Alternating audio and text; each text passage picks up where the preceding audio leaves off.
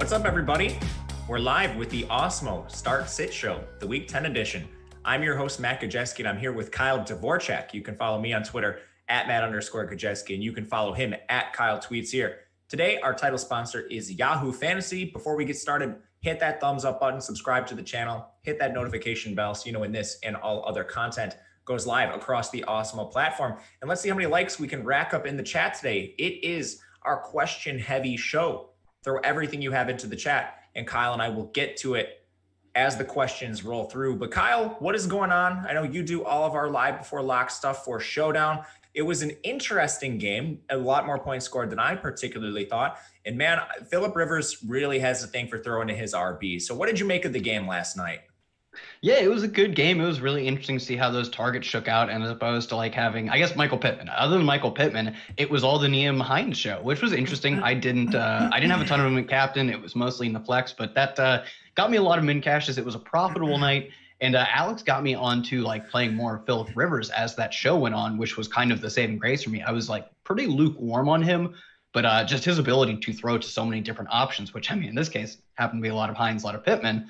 But that made him an interesting captain and even flex play. So interesting showdown. And like you said, we have a lot of these showdowns now where it's every time we wake up the next day, we're like, how did that game get to that many points? It was like Jets Broncos, Jets New England. A lot of these different games, you think like two ugly teams, not going to put up much points. And in the context of today's NFL, I just don't know if we can assume that anymore. Honestly, I have a theory that it's the short weeks. These teams just don't have enough time to prepare for the opposing defenses and offenses, that is, I guess. But, you know, this is just a personal theory. I have not back tested this, but welcome everyone. Welcome to the chat. About 30 of you watching. We'll continue to wait for some of you to roll through. If you have questions, sit questions specifically, throw them into the chat. Kyle and I are first going to touch on some of the big news throughout the week. Wait for some of those questions to come through. And we're going to answer each and every one of them. There's a lot of jokes in the chat about Phillip Rivers passing yardage. I'm with you. I played a lot of Phillip Rivers, but unfortunately, T.Y. Hilton was my most owned captain. Well, Lafayette, I built a T.Y. Hilton captain lineup, and I was like, you know what? I kind of just want to play Michael Pittman here instead, and I ended up rolling with T.Y. Hilton and got dusted. But let's talk about some news. We have to hit on the big news first and foremost. I don't think this is really too much in regards to start-sit. If you have Mike Davis, I think you're playing Mike Davis. He's going to be obviously replacing Christian McCaffrey. There are a few other situations where we have running backs potentially returning that I think are more impactful for a seasonal league where we have more decisions to make at least. A few of them, just to rattle a couple off. Kenyon Drake, if he returns, we could see a timeshare with Chase Edmonds. Nick Chubb, he's been practicing this week. That could render Cleveland a timeshare. What do you make of these backs that are coming back from injury? Yeah, I think for the backs that are coming back of injury, because they are, well, I don't know if they're stud backs. They're backs who get a lot of work. I don't know if I'd call Kenyon Drake a stud. Nick Chubb, absolutely, like just one of the more talented running backs in the league when he is healthy. And Kenyon Drake, talented or not, does get a lot of work between the tackles. The game should feature a lot of scoring. So I'd be tentatively fine playing both of them. I don't think they would come back and be extremely limited. I think if that were the case, they would probably just sit another week until they can get their normal level of usage. For both of these guys, it's largely between the tackles roles, but that's okay. Like both their games feature, like expect to be a lot of scoring. So I think that's fine. They have enough touchdown upside that although sure, there's like a small amount of greater potentially re-injury risk or slight like limited role risk. I'm still playing both of, Kenyon Drake and especially Nick Chubb coming back from their respective injuries, assuming obviously that they do end up being active. Yeah, and assuming you don't have better options. Running back, especially in fantasy leagues, seasonal leagues we're talking, is pretty rough out there. There are some people that have dealt with it, like Saquon Barkley is still going to be out. There's a few other starters. Austin Eckler is still an injured reserve. We're still scrapping by looking for starters. So I highly doubt most people have a lot of great options. You probably have to roll with guys like Nick Chubb. Someone else I want to get your take on is Joe Mixon. So Joe Mixon practicing on a limited basis. If Joe Mixon plays it similar to Chubb, similar to Drake, I think you have to play Joe Mixon. My question to you is, what does it look like with Giovanni Bernard? Will we see Joe Mixon in a limited role? I think the most limitation we could see was like that first 3-week stretch where it seemed clearly like Giovanni Bernard was the preferred pass catching back. It's just that they ran enough passing plays that you still got a handful of Joe Mixon targets. I think it was like a 5-3 ratio in favor of Gio in the first 3 weeks. And then that kind of flipped where Gio got phased out. But I still think he gets the entirety of the rushing work. and enough receiving work that even like he can't get completely game scripted out. Maybe instead of manifesting itself as 7 or 8 targets, it looks more like 3 or 4, but that's still more than you project for Chubb or Drake. So you're absolutely playing him. And I think that's almost the floor outcome, is that he sees almost all the carries and few, but still some targets. And the ceiling outcome is he's just plain old Joe Mixon getting all the targets, all the carries. And either way, you're starting him.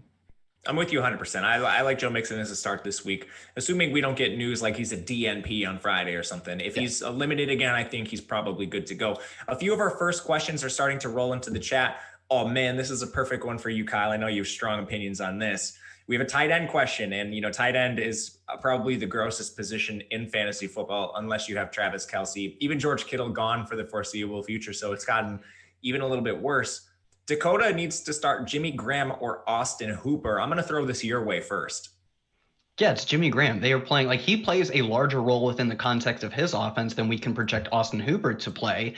And his team passes more than not only the Browns, who pass at one of the lowest rates in the league, but currently Chicago, I believe, leads the league in passing rate. So if you're getting as much, if not more of a role in the context of your own offense, and then your offense is better in terms of how often it wants to pass, you're just taking Jimmy Graham and you roll with it. I think that's pretty cut and dry. I don't think Austin Hooper is a terrible play. Like, he should be the number 1 tight end on a team that projects score a lot of points. The only problem is, they project to probably score a decent amount of them on the ground. I think he's a fine play. You can certainly, bring him off of the waiver wire, stream him. That's okay. I just think that when you have guys who have been like tight end ones throughout the course of the year and Jimmy Graham, you take those guys over your Austin Hoopers. Hunter Henry is kind of another example of the volume has been there. Maybe you haven't had explosive games yet, but I take the volume over a guy like Austin Hooper, who does have concerns with like a backup tight end taking work over him, mostly because of like 2 tight end sets and the fact that his team is favored and loves to run the football when that is the case. So Austin Hooper, not like a terrible play by any means, especially in the context of just picking a guy up off of the waiver wire. But Jimmy Graham, Hunter Henry, he more falls in that Logan Thomas tier, where his offense is better. So you can argue that the decrease in volume makes him a better play of Logan Thomas. But outside of that, I still think I'm taking most of the guys that I currently have rostered over an Austin Hooper. I'm with you in that point. I think we're in agreement on Austin Hooper. It reminds me of when Harrison Bryant came into the fold and people were really excited to play Harrison Bryant. I was kind of confused. All right, you didn't want to play Austin Hooper before Harrison Bryant. Luckbox is 2 touchdowns. Like, why are we playing this guy? And it's the same thing with Hooper. He'd be just a middling tight end play because the position is it's touchdown dependent overall. Hooper does have like as good of a shot as anyone to get one, but you're not feeling great about Austin Hooper. So I'm with you. I think it's Jimmy Graham based on pass rate alone. Even just the PPR value that comes with that would lead me towards Jimmy Graham. He has another question too. So Dakota, we're going back to you. It is Chase Edmonds, Mike Williams, Miles Sanders, T. Higgins. We need to pick 2. So Kyle and I think we're in agreement that our favorite thing to do in these situations is take our favorite player and then try to narrow this down, make it an easier decision for us overall. For me, I'm going to take Miles Sanders. He's the first guy. I think you're just lock buttoning, starting him. And then the other 3 are a little bit more of a decision. I think it's made easier if Kenyon Drake sits. If Kenyon Drake sits, it's Chase Edmonds, it's Miles Sanders. If Kenyon Drake plays, I think I'm going the upside with Mike Williams in that situation. I don't have a strong take between T. Higgins and Mike Williams, but Mike Williams plays on the better offense, and that's always going to be the tiebreaker for me. So Kyle, again, here are the options. We need to pick 2 of these 4. Chase Edmonds, Mike Williams, Miles Sanders, and T. Higgins. Yeah, so I pulled this up. This was as of 40 minutes ago, about 50 minutes ago now. Miles Sanders said he's 100% and ready to play in week 10. I feel good. I feel normal. I'm ready to get back. So we're going to see, I think, the full complement of Miles Sanders snaps. I think that's pretty much locked in. It was rumored as early as late last week that he was going to be practicing all week. So I think this was kind of the plan all along, that he would come back now. Given that nothing has changed for that, seems like we're getting 100% of normal Miles Sanders. You start that guy not only over like these flex options, but he's an RB1 whenever he is healthy and taking on this full role. So you lock him in pretty much easily. And now I don't have any concern of like a late scratch or anything. Whereas like Kenyon Drake is still at least a bit up in the air. I do think it's more likely that he plays. And because of that, I'm in the exact same boat as you. If for some reason he suffers a setback, like we find out today, he suffered a setback, Chase Edmonds, you're jamming Chase Edmonds in. Like 28 touches last week is insane. And even if he doesn't suffer a setback, Chase Edmonds is an okay PPR option, but like you're probably looking at the same amount of targets as someone like Mike Williams, where Mike Williams targets all come with the incredible upside that they are both like incredible ADOT targets, and they come from an incredible quarterback in Justin Herbert. So I would take Mike Williams, assuming Kenyon Drake is back. On the off chance something happens, Chase Edmonds and Miles Sanders combined for 2 RB1s in the flex, which would be nice here. I like that call a lot. I think we're in agreement there. Chris asks if Chris Carson is back. Last I checked, Chris Carson is still coming in the week as a game time decision. Take this with a grain of salt. Seattle is not the most honest team in the NFL with injury reporting. 2 weeks ago, Chris Carson was allegedly a game time decision. And then the following week, they ruled him out in advance, well ahead of the game. So it's hard to tell where Chris Carson is actually at. I would trust Shefty or News God in the chat. Now, next question. We have a gross quarterback situation. It is Jake Luton or Daniel Jones. Got to start 1 week this week. Man, this is tough. So you're getting to the real bottom of the barrel here. For me, honestly, it's going to be Daniel Jones. I don't feel great about it. He's in the more difficult matchup. I think Luton has the better matchup going against Green Bay, but we're still working with just a 1 game sample size for a 6th round quarterback. Now he's entering his 2nd game of the year. DJ Chark missed practice this week. If he doesn't play, I think that's even more of a problem for Luton. I'll take Daniel Jones. We don't have a huge sample on Daniel Jones yet. But the rushing equity, think that could be something that gets you there. Overall, I don't have a strong lean, but it's going to be Daniel Jones. What do you make of Jake Luton versus Daniel Jones, Kyle? Yeah, I think you just have to take the rushing equity with Daniel Jones. And it's not like you're giving a small lean. Like when you look at someone like, I don't know, I always think of like Aaron Rodgers and Andrew Luck, or like Jameis Winston always kind of had like some sneaky, like small rushing and touchdown equity. No, you're getting, I don't know, not Kyler Murray, Lamar Jackson, but somewhere in between them. You're getting like probably number 3 or 4 overall rushing equity. When you look at his game logs, he has games of 49, 45, 74, 92, which I think would have been 100 if he didn't trip. I think that was the game.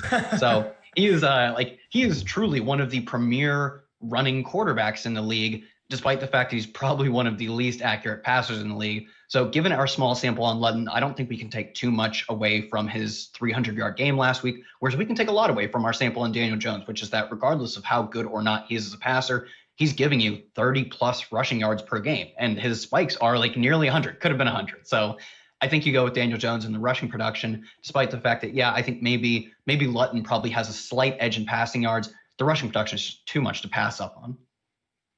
I think you're right. And we're in the same. I'm just not going to go with a quarterback making his 2nd start. I need to see more from a 6th round QB in order to start him at least above guys that I know are going to see the field with some rushing upside. Gavin's back in the chat. So we've answered Gavin's ugly Dynasty start to decision a couple times this year. You probably remember because you told me, I think 2 weeks ago, you really like these kind of questions. So it's a Dynasty league for Gavin. He has to start 2 of Darnell Mooney, Randall Cobb, Jalen Reagor, or Keelan Cole. It looks like he also has Jacoby Myers. So, all right. So 2 of these 5. I'm going to give it to you again. Darnell Mooney, Randall Cobb, Jalen Reagor, Keelan Cole, or Jacoby Myers. So if DJ Chark doesn't play, what's the status on Laviska Shenault? Is he going to play this week? Okay, that's what I thought. He's been gutting it out all year. That's what I thought. I know he's dealt with other injuries too. If DJ Chark doesn't play, Keelan Cole maybe enters the conversation, but as long as we have like a decent chance of Chark playing, I'm going to throw out Keelan Cole. I'm probably going to throw Jacoby Myers in there. I think he's maybe the one who we could project to see the most volume. It is also probably the most difficult matchup of these guys. I have to think about who all we're talking about right now. But regardless of matchup, when you take a guy who's just coming off 14 targets and his competition, like I think N'Keal Harry might have come back to practice. I don't really care. Like they have terrible receivers. And Jacoby Myers, for having no name brand value, actually looks like a decent receiver. Like he's kind of Travis Fulgham-ing his way into this offense where he comes in with no acclaim, but his competition is just so soft that being a competent receiver is good enough. So Jacoby Myers, what are my other options? Jalen Reagor. I'm going to throw out Randall Cobb just because the volume doesn't look great. I like all these guys are actually like viable starters. There's a lot of mix of like deep flex guys that I am starting in a various number of leagues. Like Darnell Mooney, I like a lot in a various number of leagues.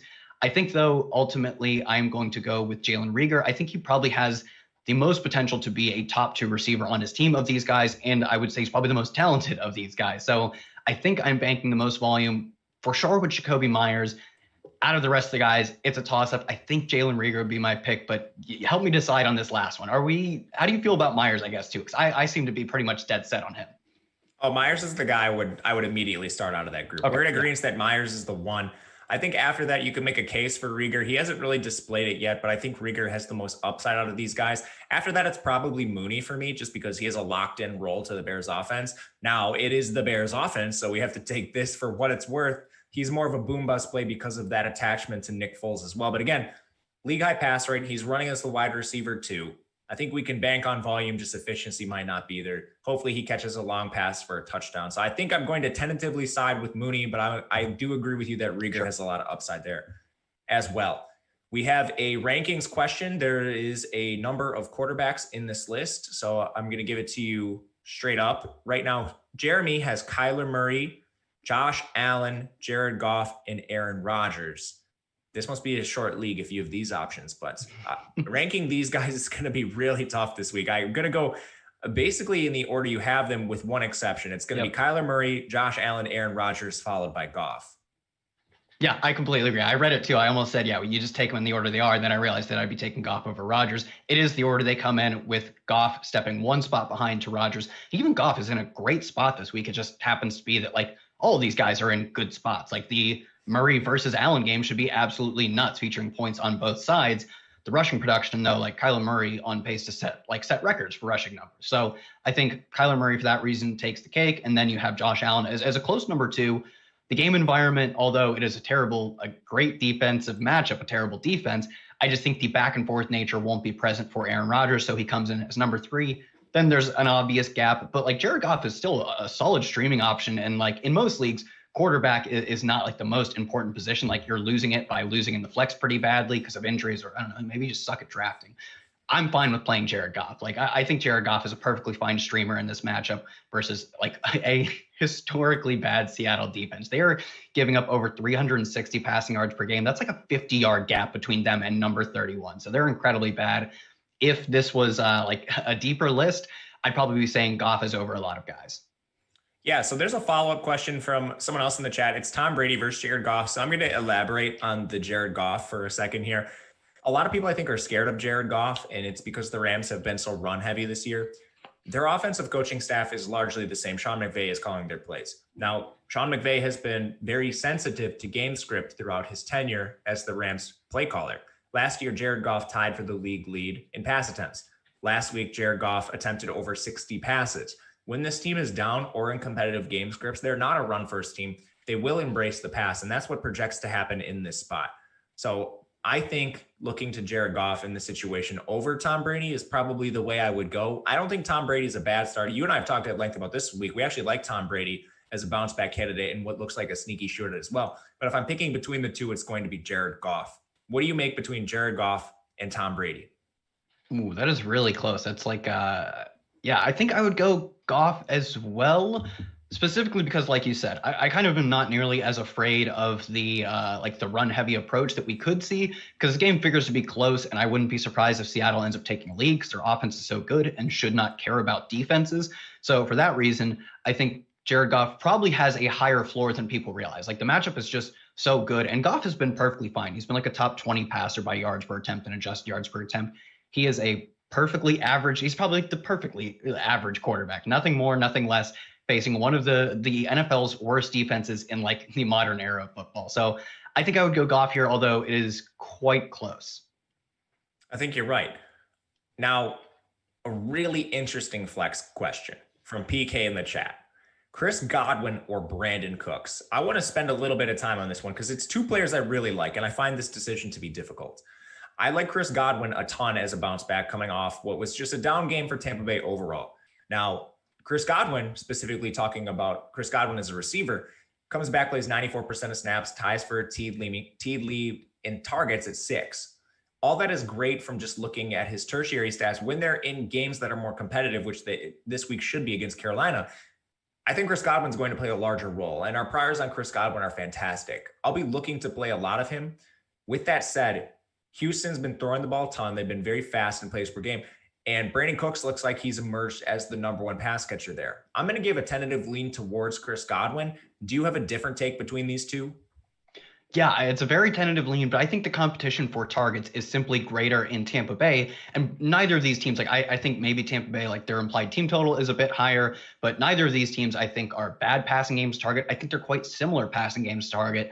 Given that, I think the tight end, the number 3 receiver in Tampa Bay, dwarf the tight end and number 3 receiver in Houston in terms of the volume we have to project Antonio Brown to get and the volume we have to project Gronk to get. So because I think I still think Chris Godwin's the number one, don't get me wrong, but I think he has less of a chance to be this dominant number one than Brandon Cooks, who outside of like Will Fuller, sure, you get some like dump offs to Duke Johnson. They split some work between Akins and Fells and Randall Cobb. But like you're looking at Randall Cobb versus Antonio Brown and Jordan Akins and Darren Fells versus Rob Gronkowski. I project the Tampa Bay deeper receiving options to eat away more at Chris Godwin's role, which should still be good, but they should eat away more at the role than really just Will Fuller competing for targets with Brandon Cooks at the high tier of guys you're considering. Yeah, you're not wrong there. I mean, it's a great matchup for Houston as well. They face Cleveland in what has a 49.5 team, over under, not team total. So it projects to be a close game with a lot of points scored. That's always good for your pass catchers. Conversely, Tampa Bay and Carolina, 50.5 point team total, good as well. So you're really deciding between two fantastic options overall, in my opinion. So who's the Steelers starting quarterback this week? It looks like it's going to be Big Ben. We have a question for a flex spot: Allen Lazard, Tyler Boyd, Antonio Gibson, or Sterling Shepard. For me, it's going to be Tyler Boyd in that situation. I think he's just downright the best player. I like Lazard a lot. Not sure if he'll play or what his role will be coming off the injury. Antonio Gibson's been on the injury report. I know he practiced in full, but still he's in a timeshare with J.D. McKissick, and Sterling Shepard plays for the Giants, and I don't think there's a lot much more analysis we need there. What do you make between Allen Lazard, Tyler Boyd, Antonio Gibson, and Sterling Shepard? Yeah, Tyler Boyd playing on one of the teams passing at the highest rates. He's one of the guys who he consistently has this role. Whereas I think with a T. Higgins versus AJ Green, or even like Auden Tate, who pops up every now and then, these guys all kind of rotate, getting volume on the outside. Tyler Boyd's role is the only one that is vastly unique versus his his teammates. So his role should be more consistent on an offense that loves to pass. I get the matchup is difficult. I think he's probably the least affected by it, maybe because he gets there so much on volume. And assuming this is a PPR league, that's kind of all you need. So I think Tyler Boyd is pretty clearly the guy for me out of all of these guys. In a few weeks, could we be saying wow, Allen Lazard running as the number 2 for this team, or Sterling Shepard just logging all these 10 target games? Sure. But for now, I'm just going to keep rolling with the volume and Tyler Boyd. I agree with you. I think Tyler Boyd is the guy I would pick in that situation too. Guys, keep throwing your questions into chat if we have them. Do us a favor and hit that thumbs up button too. It's the best way to support Kyle and myself. As we wait for some more questions to come in, I want to tell you about a promo we have going on right now at Awesemo. It is about the Masters. The Masters is here, of course. You can celebrate the final golf major of the year with an Awesemo Plus Platinum Weekly Pass for 50% off when you use promo code Augusta at checkout. That's 1 week of everything Awesemo Plus has to offer for the price of an NFL Weekly Pass.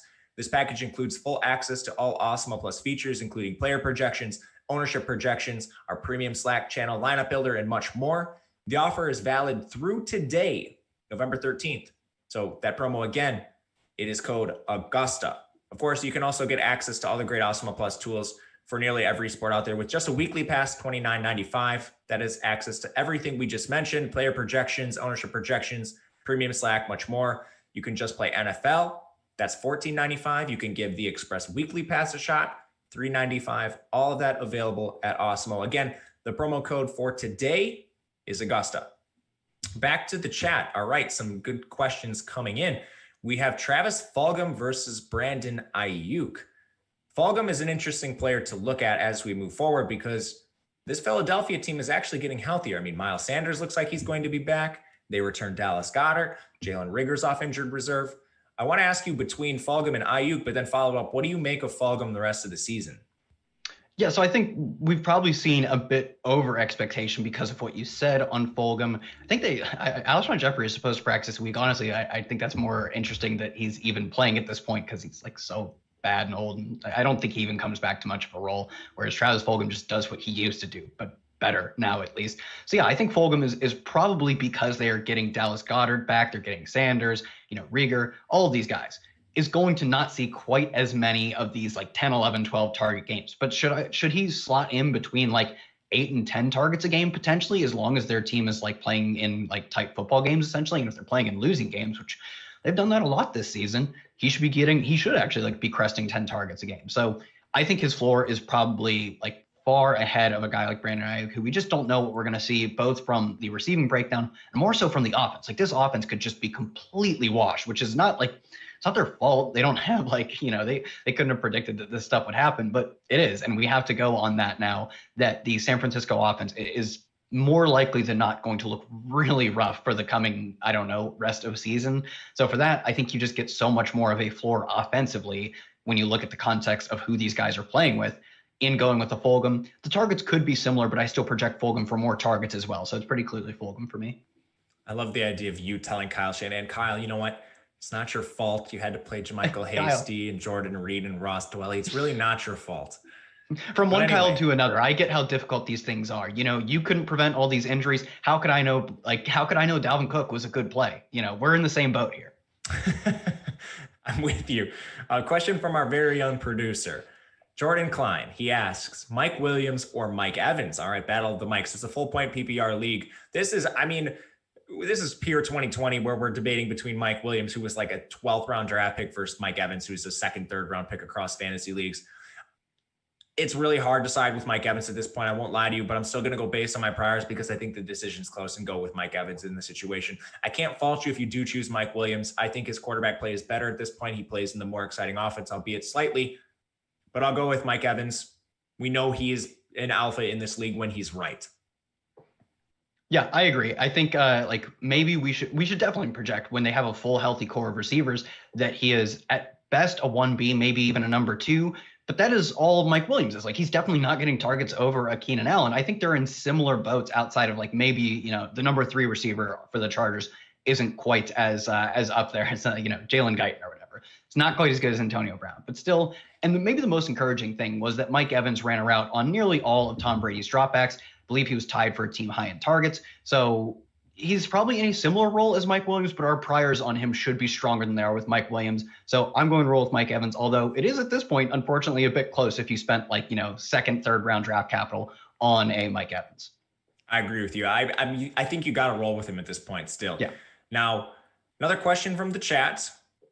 Let's see here. Curtis Samuel or Deontay Johnson or Jerry Jeudy? Man, this is a tough decision here. I think for me, it's still Deontay Johnson. I think he is clearly the wide receiver 1 for this Pittsburgh team. I guess I shouldn't say clearly because, when he goes down with injury, it rotates between Juju and Claypool. But I think we can clearly say at this point, Juju Smith-Schuster is more of your possession style receiver in the slot. Deontay Johnson is not that. And while Jerry Jeudy may be a wide receiver 1 on his team, I much prefer the quarterback play for Pittsburgh versus Drew Lock in Denver. Curtis Samuel is still a wide receiver 3 to me, so he's the guy I would rule out in this situation. Again, Curtis Samuel, Deontay Johnson, or Jerry Jeudy?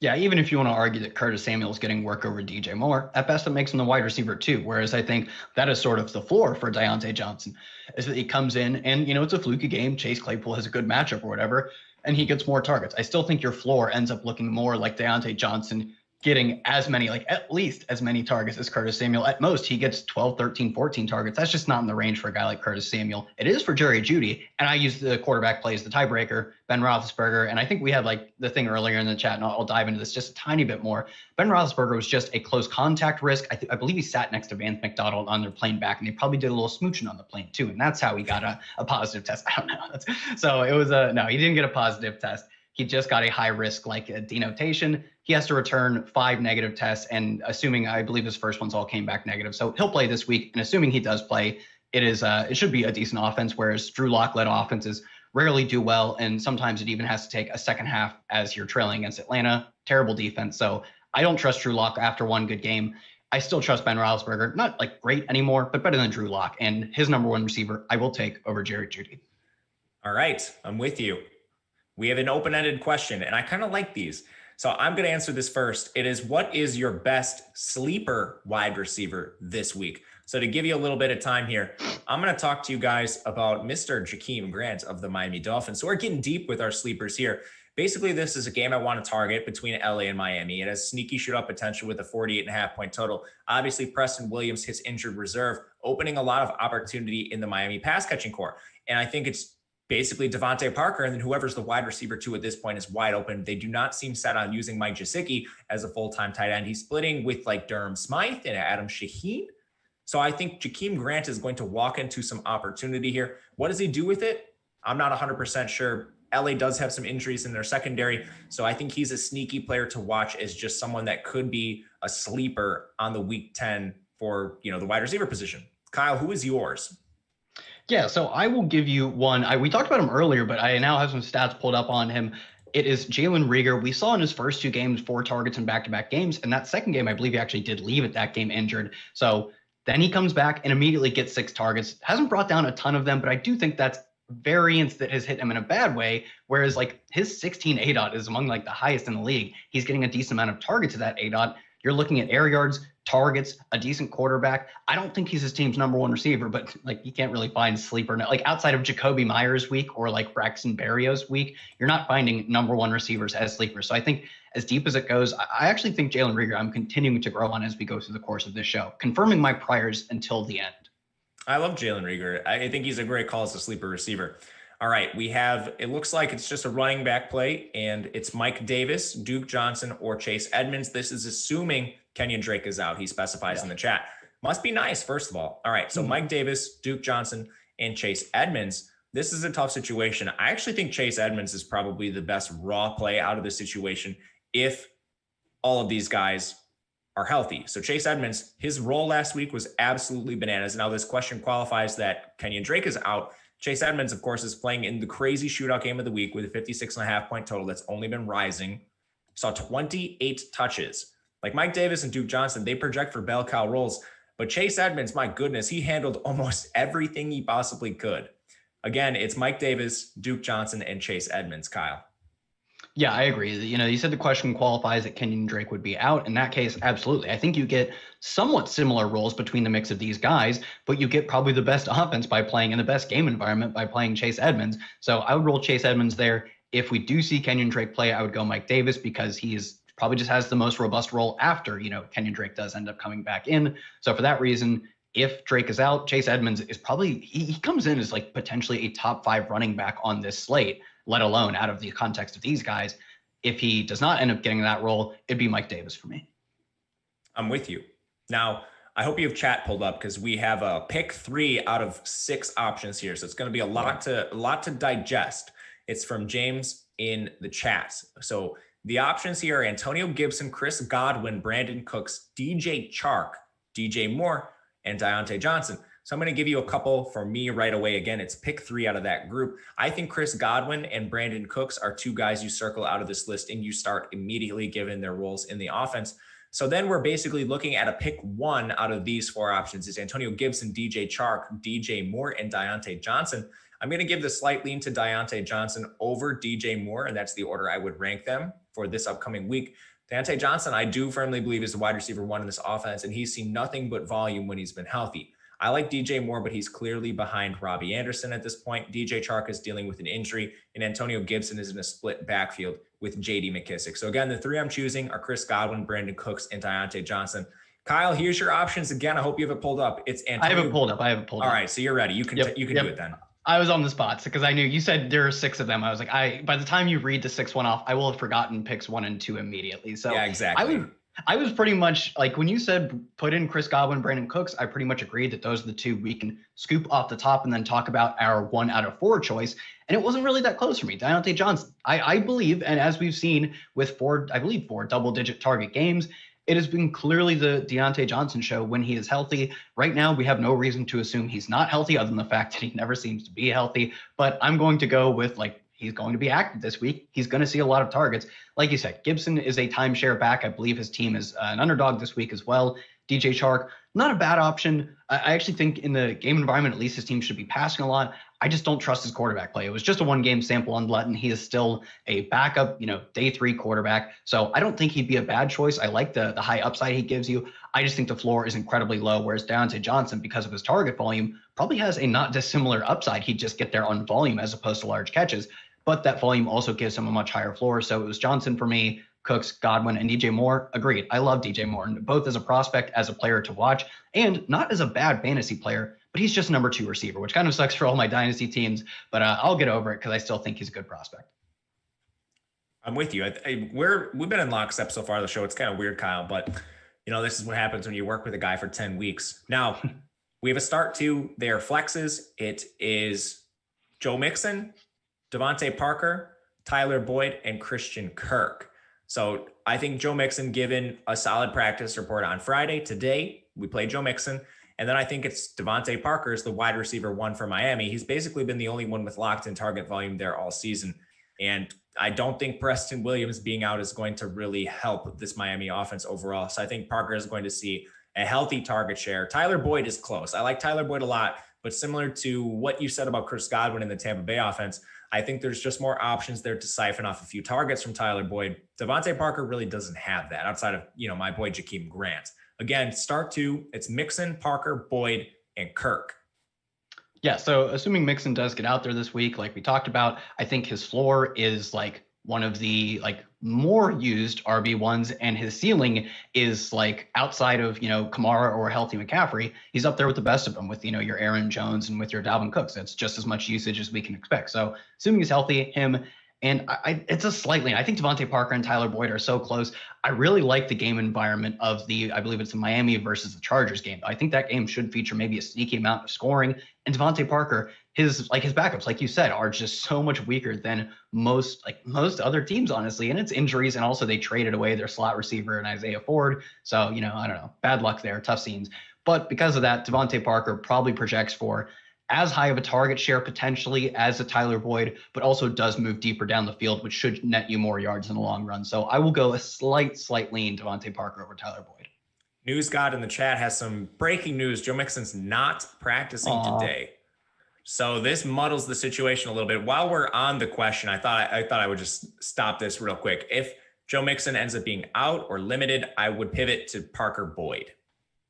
Yep, I completely agree. Where would you slot in Giovanni Bernard amongst, let's throw him in with Mike Davis, Duke Johnson? Do we have any other waiver? JD McKissick probably kind of falls in the lower tier of that range, not really quite there. Where would you slot him among the basically backup running backs coming in this week? He'd be third for me. So it's Mike Davis, Duke Johnson, and Gio, you said? Yeah, I'm trying to think, are there any other good waiver wire pickups for this week? I doubt anyone really comes to that level of back. For seasonal leagues, I think there's a conversation to be had here. Mike Davis, I still think, has the best role. They're actually all tough matchups for these guys. Number two is probably Gio, just based on pass catching ability, even though the matchup against Pittsburgh's bad. And Duke Johnson third. We haven't really seen any efficiency out of a Houston runner this year. So if I have those choices, I would go Davis, Gio, Duke. I kind of give the slight lean to Duke over Gio, because although his team's rushing output has been pretty miserable under David Johnson, I do think his team probably projects to score more points. I assume their implied team total is higher. So I'd give a slight lean to Duke, but it's tight. And Mike Davis was kind of the one who projects to see just the most robust role, not only out of these backs, but if he does what he did in the first few weeks, one of the most robust roles in the entire league. So he was kind of the clear one. I'll give slightly to Duke though. This is our first fight of the show this week. And if I could, reach through the screen and strangle you, I wouldn't, because I don't really care. Both guys are fine. It's the battle of the bad team totals. Houston 23, Cincinnati 19.5, Carolina 22.5. So we're within about a field goal everywhere where we're looking at these team totals. Not ideal. All right. So we have John Brown, Alan Lazard, or Emmanuel Sanders. I'm guessing this is the flex. And I think John Brown stands out above the rest here, above Lazard, above Emmanuel Sanders. He's playing in the best game environment. He looks over the injury now. He nearly topped 100 yards last week. And this just looks like potentially the shootout of the year. So give me John Brown. Again, your options, Kyle, are John Brown, Lazard, and Emmanuel Sanders. Yeah, I completely agree. They're all at, roughly similar roles to each other. Maybe Lazard probably couldn't even expect to return to number 2 receiver role right away. If one of these guys plays in the shootout of the week, the other two don't. So I think if you have consistent roles across the board, or roughly consistent, give or take a target or two, you just take the guy whose team is projected to score the most points out of them and be in the best game environment. Clearly John Brown for me. I'm with you. Now, guys, our title sponsor of the show, Yahoo Daily Fantasy, of course. I want to tell you about Yahoo Daily Fantasy. They are the most trusted name in fantasy sports. Yahoo DFS now includes CSV uploads and CSV edit features for those looking to play multiple lineups. Make better choices. Choose Yahoo Daily Fantasy Sports. Fantastic platform they have going on over there. A lot of great stuff, a lot of great tournaments, so make sure to check out Yahoo. As we get back to the chats, we have a lot of good questions, guys. Continue to throw those in there. Hit the thumbs up button if you haven't done so already, and we will continue to get to all of your questions. Holy smokes. Did you see Alex's question in the chat? He gave us an entire lineup question if we think he'll win. He's basically looking at a lineup of Rodgers, Kamara, Eckler, Jones, Diggs. Like, dude, your lineup is stacked. If you're asking if you have a chance at winning, for sure do. Great lineup there. Yeah, I read that lineup. That lineup's a complete just murderer's row. So I would imagine anything could happen on a large sample of or a small sample of one individual game. I have a dynasty team that has like led the league in scoring 3 consecutive years, and I bust in the first round of playoffs every year and throw a temper tantrum. So anything can happen. But if there were a betting favorite, this team would absolutely be it. For sure, for sure. All right. So a couple other questions. Balaj or Pope? Actually, this is a topic I wanted to ask you about. We need to talk the Chargers backfield because Justin Jackson, he's looking like the wrong side of question, but we don't have for sure news on Justin Jackson yet. So watch him. But they're basically going to trot out 3 runners, and they've made at least references to the hot hand approach. The players in this backfield, I think, contending for this lead back role are Kalen Balaj, Troymaine Pope, and Joshua Kelly. Do you have a slight lean any direction in this backfield? Yeah, so I would imagine we would see Troymaine Pope simply because he was the guy who was on the roster and not on the practice squad. He cleared, or I'm not sure if he cleared concussion protocol, but he is practiced at all, or he has practiced already this week, excuse me. So I'm not sure exactly what the order of like operations, what your PEMDAS is in concussion protocol. But given that he's practiced, I assume we see him. And because he was the guy who was not on the practice squad and wasn't already cut by 2 previous teams, I would imagine he would be the guy. And then Kelly, and then Balaj. I feel like Kelly is always locked in to no more than 12 carries, but like no less than like 7 or 8. I feel like they like using him as their number 2 and then rotating someone else as their number 1. I'm not sure why that is the case, but at this point, it's pretty confirmed that that's what they want to do because they've done it almost all season with Jackson, Balaj, and Pope all running ahead of him. And because Pope has like the priors with the team, I will take Pope probably getting into run over Balaj. None of these guys are great, though, because it could be a 3-way committee, and at best, it's probably a 2-back system. So it's really just a hope that you find the end zone with whichever one you choose. My ranking would be Pope, then Kelly, then Balaj. I'm with you. I think Troymaine Pope gets a slight lean here. Just reading the tea leaves, like you mentioned, I think sometimes teams tell us how they view players without actually telling us how they view players. And like you said, he's the guy that wasn't on the practice squad, so it makes a little bit of sense here. Now, there's been a lot of questions about stacking in the chat. I'm not sure if you guys are referring to DFS, but this is a season-long show, a start-sit show, trying to just answer any questions you have. But there's a vague question about stacking. It's basically, do you guys try any type of stacking? Quarterback, wide receiver, tight end, maybe kicker, DST. In regards to seasonal fantasy leagues, I'm not trying to force stacks. Like when I'm drafting, it'll be a tiebreaker for me. For example, if I take, like Justin Herbert obviously wasn't drafted this year, but if I already have Justin Herbert on my team, maybe I'm more likely to like take a Mike Williams. If as far as waiver wire pickups go, it's not really something I'm considering a lot. If it happens, it happens. How are you viewing stacking in the context of seasonal leagues? Yeah, I make it somewhat of a point, but I won't go too crazy for it. I will give like a solid edge, though, to the guys that I already have because it's the same thing as in my DFS lineups. I know that if I am playing – let's say I took Deshaun Watson. I know that if I'm playing Deshaun Watson, I'm assuming that he plays well. Why would I've already basically made a bet on one of Brandon Cooks or Will Fuller by drafting Deshaun Watson. So I really don't risk anything by drafting those guys. I just correlate my lineups essentially. So I do make it a point to generally try and get the top receiver for most of my quarterbacks if it's possible. Although I won't make any like wild bad decisions just to get that quarterback or to get the receiver usually. So I think it's probably also easier when you're taking like your second quarterback because it's so late that you don't give up a ton. Like say I took Deontay Johnson in a draft. I don't really have to give up a ton to take, Ben Roethlisberger in the double-digit rounds where I actually am committing a lot. Like say I somehow got Patrick Mahomes, like I already can't even, like I've already had to have made that decision. So it's a lot easier to just go with the high upside quarterback and say, I had a Mike Williams. I was probably the first guy to pick up Justin Herbert if I could. It's not a core tenet of how I'm playing, but it's definitely a thing I consider and probably strive to do so more than most season-long players, I would imagine. Yeah, I think as long as you're just not overpaying. So things that come to mind when you're drafting, you're not egregiously reaching on players. When you're making trades, you're not overpaying for them. When you're picking up guys on waivers, you're not overbidding if you're playing in a free agent budget league. But I actually do have a good example of this. And there's some people in the chat talking about this a little bit too. Someone I could see, maybe looking as a waiver wire claim this week to stack with your quarterback would be Gabriel Davis if you had Josh Allen. And it's mainly because they're correlated. They're in the best game environment of the week. Is this a potential avenue where you could look to stack maybe just a waiver wire type player with your signal caller in a fantastic game environment? Yeah, it really depends who's available. Obviously, it'd be difficult to look at someone's league and know like everyone that's available. But yeah, I will use it just as a way to say like the same thing. I've already made a bet on Josh Allen by putting him in my starting lineup this week. Why not like correlate my already low probability hit of like picking up a pretty crappy waiver wire receiver? Why not correlate that with my quarterback who I already have committed to? So it's a small lean again, but another thing that I do consider when looking at the waiver wire, especially like, you could probably say the same thing with Alan Lazard. If you were starting Aaron Rodgers and someone cut Alan Lazard, which like, I don't know, he's been out for a while, he probably did. I would consider picking him up.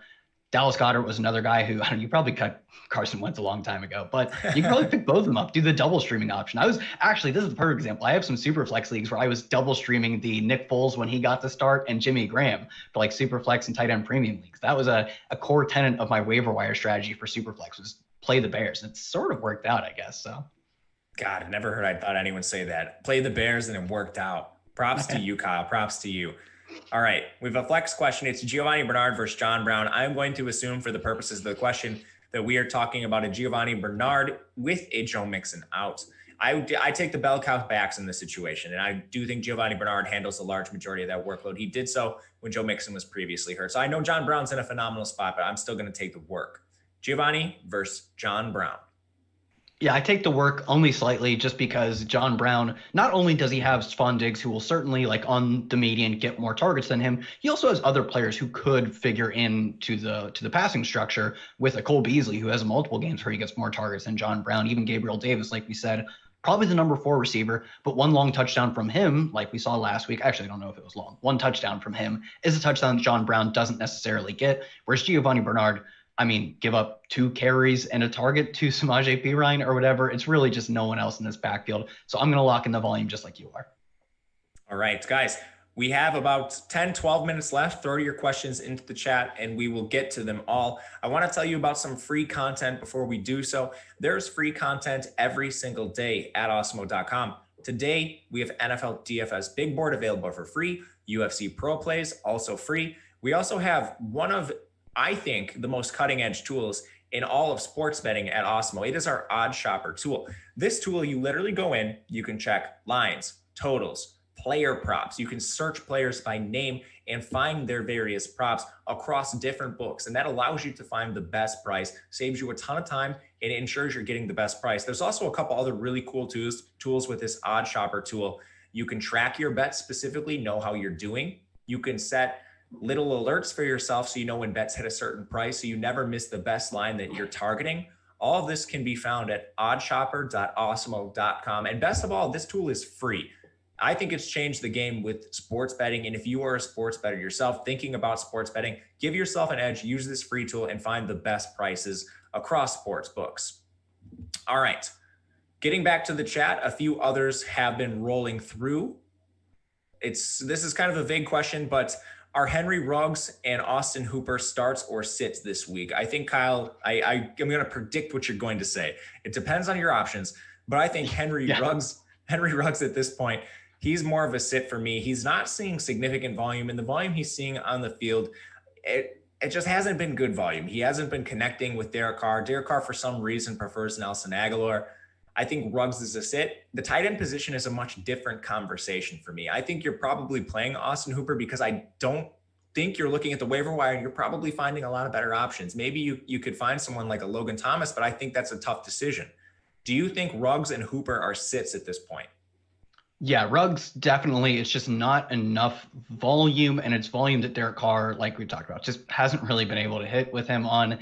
And it's just like, I don't get why they're not scheming up more of this short ADOT stuff. Like, it's like they just don't understand how to utilize a weapon like Henry Ruggs, but until they start using him the way we think he should be, you can't play him. So I'm not playing Ruggs.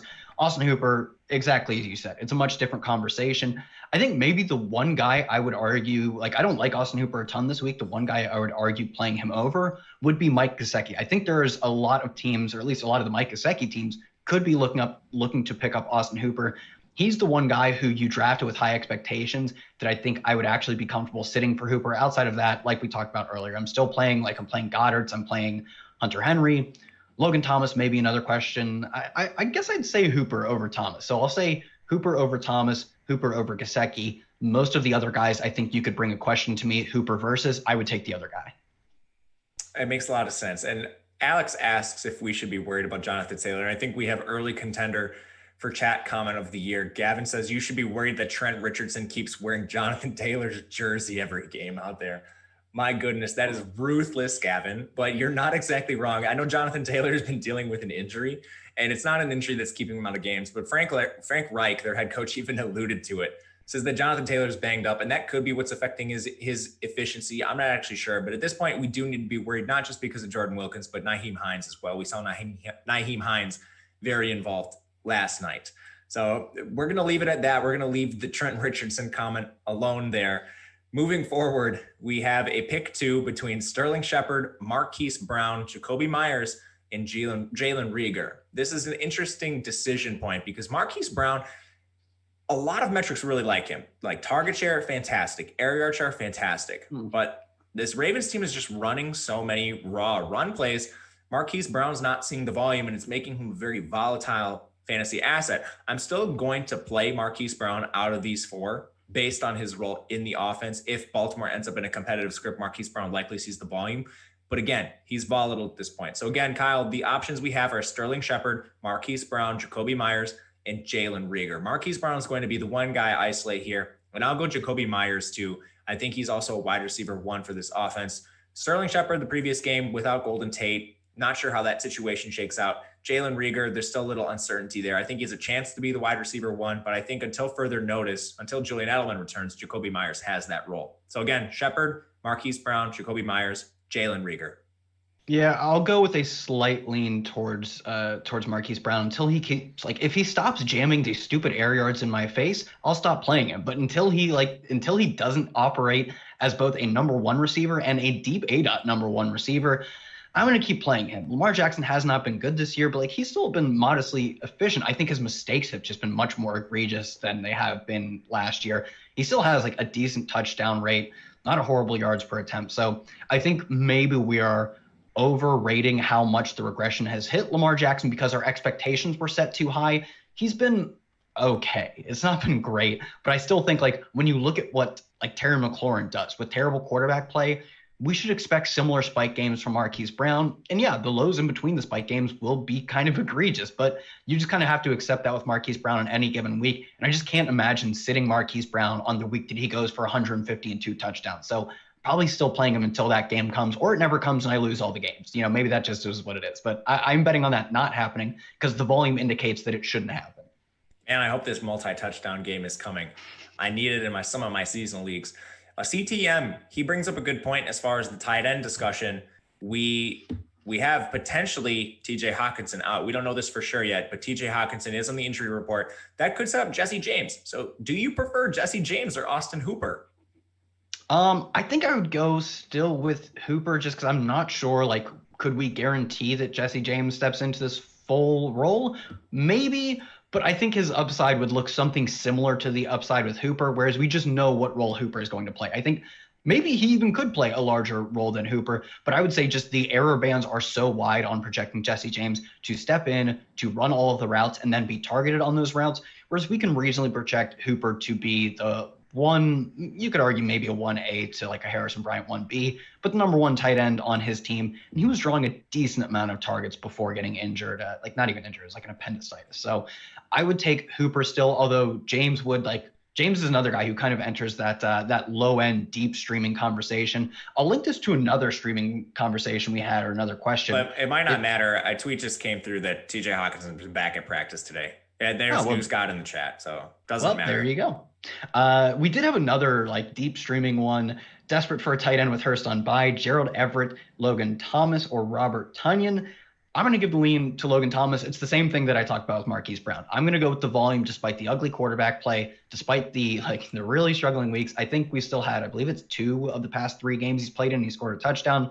Logan Thomas has. And Alex Smith seems to have an affinity for these low ADOT throws. So I'm going to go with Logan Thomas here. Tonyan just doesn't play. Like he's like the number 3 or 4 pass catching option on his team at this point. Gerald Everett is a committee tight end, although maybe one of the only viable streaming committee tight ends. I'm still going to take the locked in volume with Thomas. I'm with you on that. Thanks for catching that question, by the way. I out of those three, I do think it's Logan Thomas over Gerald Everett and Robert Tanya. Now, it looks like we don't have a lot of questions coming through. We have about 4 minutes left. So if you have a quick one, throw it into the chat. I'll look to a couple just situations I think people should be aware of as we head off the start sit show here. One, I think that's not getting publicized enough is this Josh Jacobs injury.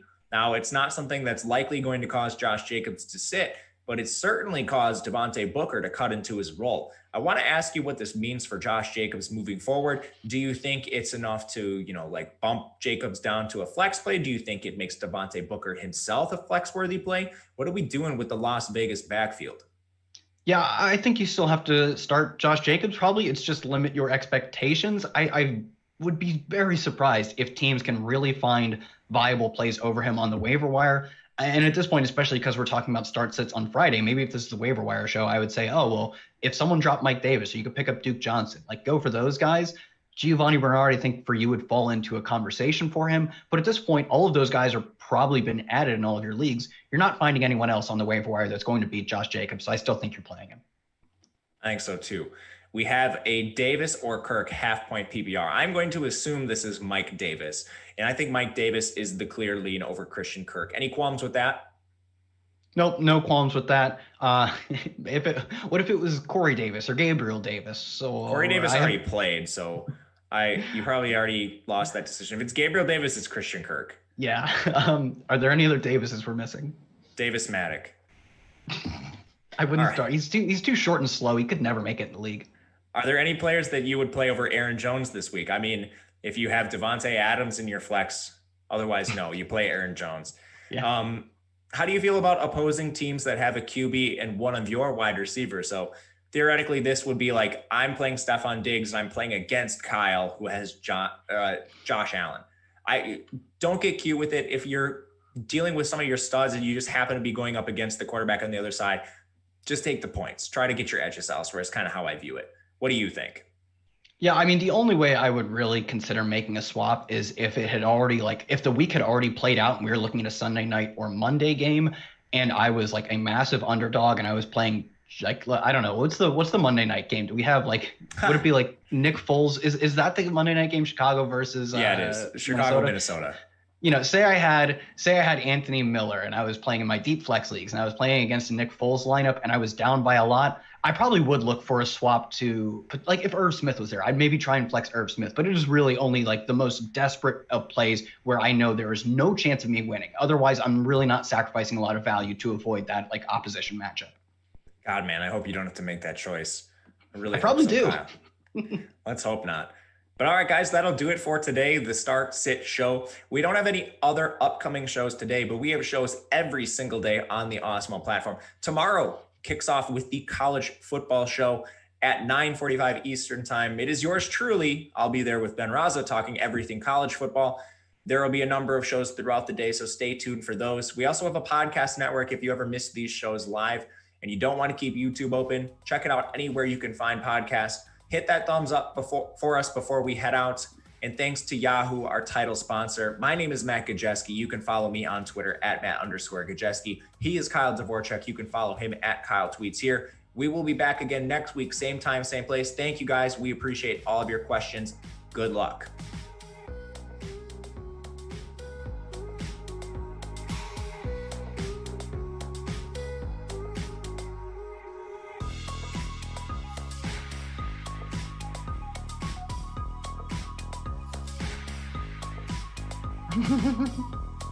I actually like the